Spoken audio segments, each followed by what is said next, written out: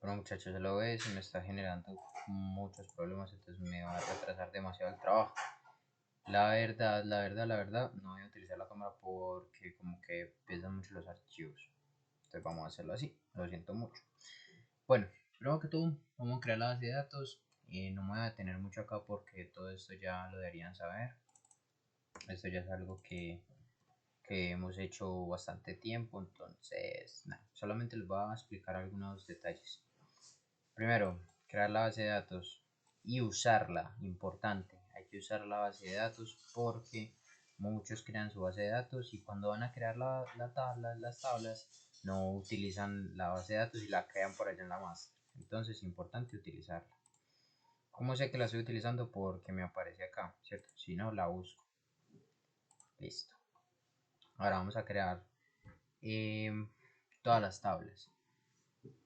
Importante también, como nos había dicho Alejo, si yo quiero crear una llave foránea, primero debo crear la tabla en donde va a referenciar esa llave foránea. Es decir, si yo quiero crear una llave foránea nacionalidad que va referenciada a una tabla nacionalidad, primero debo crear la tabla nacionalidad. ¿Por qué? Porque como saben, el código lo lee hacia abajo, ¿cierto? De arriba hacia abajo. Entonces, si yo tengo usuarios arriba de nacionalidad, va a tomar esto como si todavía no hubiera creado la tabla y me generaría error en ese caso. Aquí puse este identificador porque pues, en mi examen nos dimos cuenta que si yo pongo un número, pues lo común sería que si yo quiero poner un número sería de tipo entero para poner varios números, pero esto tiene como un límite de dígitos, ¿cierto? Entonces ahí podría generar problemas, por ejemplo, en una cédula muy larga o en un teléfono muy largo. Lo voy a dejar para mostrarles cuál es el error a que me refiero. Eh, y pues ojalá me acuerde porque no sé si me vaya a acordar cuando lo vaya a mostrar. También importante, cuando cree la llave foránea tiene que ser del mismo tipo de valor a la que estoy referenciando. Ya esto es lo mismo. Eh, Primero la tabla, luego la referencia. Aquí, para crear la imagen, es importante que... Un momento. Listo. Entonces, aquí en la imagen, donde yo quiero agregar la imagen, lo voy a hacer de un tipo nvarchar de 500 dígitos o caracteres. ¿Por qué? Porque yo voy a crear un método en el cual no me guarde la imagen dentro de la base de datos, porque obviamente las imágenes pesan mucho más que un texto plano. Entonces yo voy a crear un método que me convierta esa imagen en un tipo string, ¿cierto? En tipo texto y que me lo guarde acá. Entonces así es como vamos a referenciar la imagen. Luego ya les explico cómo lo vamos a hacer con un código que tengo ahí guardado. Otra vez, llave foránea, tú, ya, lo mismo. Aquí a esto le puse de numeric. Vamos a probar cómo funciona esto de numeric. Primera vez que lo voy a probar. Entonces vamos a ir aprendiendo sobre la marcha. Vamos a crear las tablas. Listo, aparentemente todo bien. Tómenlo, vamos a refrescar. Vamos a mirar si se creó el diagrama como nos los muestra el requerimiento que muestra el profesor.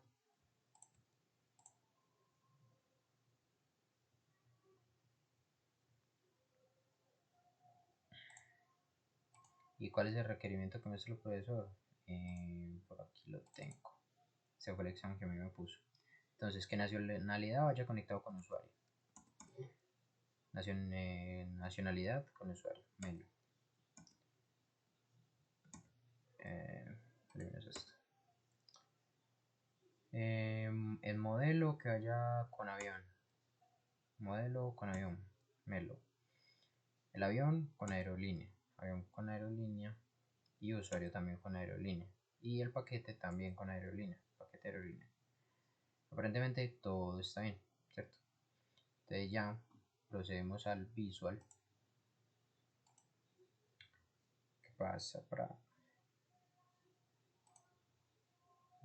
No lo quería abrir. Bueno.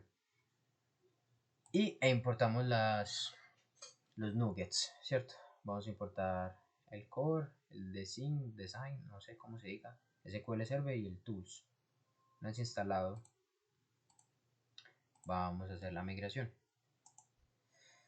Esto ya ustedes también lo saben hacer muy bien. Me he dado cuenta que esto ya se lo interiorizaron muy bien. Entonces, Alejo por su parte hizo una muy buena explicación de esto. Agregamos el servidor, agregamos la base de datos que queremos. La prueba de conexión se realizó correctamente. Aquí en avanzadas nos metemos al string connection, que básicamente es la cadena de conexión que vamos a utilizar en el programa. Damos en aceptar, utilizamos el core 6, le damos en OK, verificamos que estén todas las tablas y las utilizamos todas. Damos en OK. Esto aquí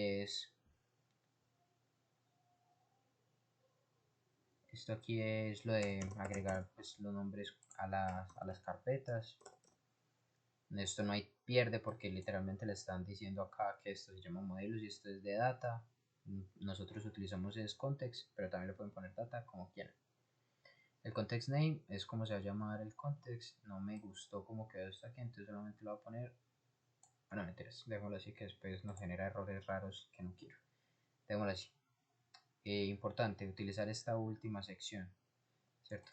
Le damos en OK y esperamos.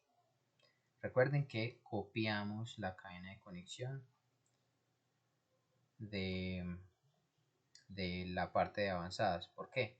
Yo la copio porque lo primero que yo hago es crear el servicio en donde voy a llamar a la cadena de conexión. Esto ya lo tengo interiorizado porque de tanto hacer ejercicios. O que yo hiciera ejercicio, ojalá. De tanto hacer ejemplos. Por eso les recomiendo a ustedes también que hagan muchos ejemplos para que todo este tipo de cosas ya sean como algo mecánico para ustedes. Audience.use SQL Server. Aquí agregamos esto, entre comillas, y la cadena de conexión. Bueno, ¿qué errores nos arroja acá? Primero, el use SQL es porque no agregamos el Entity Framework, entonces lo agregamos primero que todo. Luego, aquí, dentro de este, queremos agregar un DB Context. ¿Pero cuál DB Context? El que nosotros creamos. Este muchacho. Copiamos y pegamos, ya que como tiene un nombre raro no me quiero equivocar. Y lo referenciamos, importante. Listo. Ahí ya creamos la cadena de conexión. Obviamente aquí se puede poner otra cosa que es como crear una variable que te redirija a un default connection, que es donde se hace aquí en el JSON, pero por practicidad pues lo vamos a meter ahí directamente. Es mejor de la otra forma, pero la verdad me da pereza. Listo, aquí en el programa ya no tenemos nada más que hacer por ahora. En el controlador, todo esto ya lo crea el Power Tools. Estos son un montón de cosas que pues uno las entiende y las podría entender. Básicamente el sentido que tiene es la conexión entre el Visual y el SQL. Y ya, no tenemos nada más que saber ahí. Listo, una vez de esto verificamos los modelos, pero eso ya lo vamos a hacer en el próximo video. Muchas gracias por por este tutorial. Es para que no quede tan largo, entonces vamos a seguir con la otra parte.